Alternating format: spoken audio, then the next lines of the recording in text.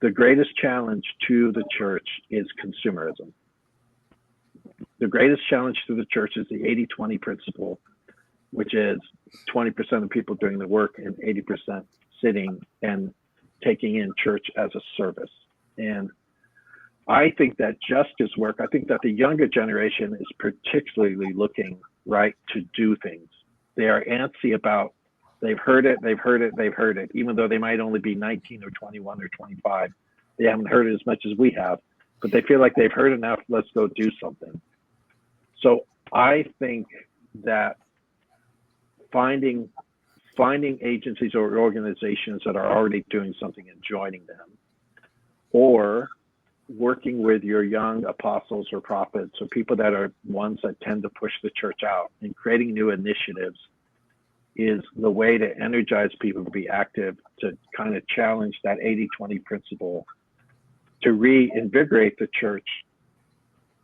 So justice work, to me, reinvigorates the church. I don't know if I'm answering your question, but I'm going to go this direction anyway.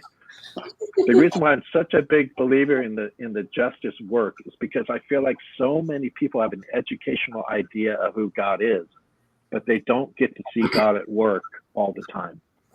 So God becomes a concept and not something you necessarily see at work in your city. But when you get out there and you do justice work in communitas, right? The whole idea of communitas is community in mission.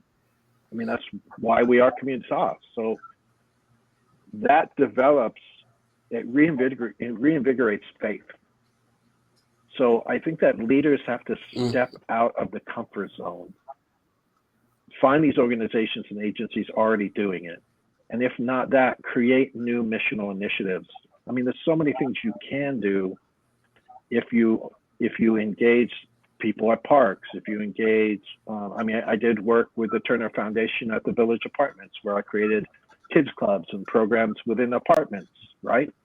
There are so many initiatives you can start, or organizations you can find and you can join and bring people into doing the work.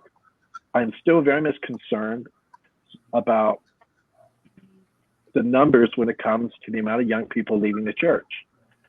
And I think that if we can get them to live out their faith, partially by doing this justice work, and living out their giftedness, they will stay within the church because they're active.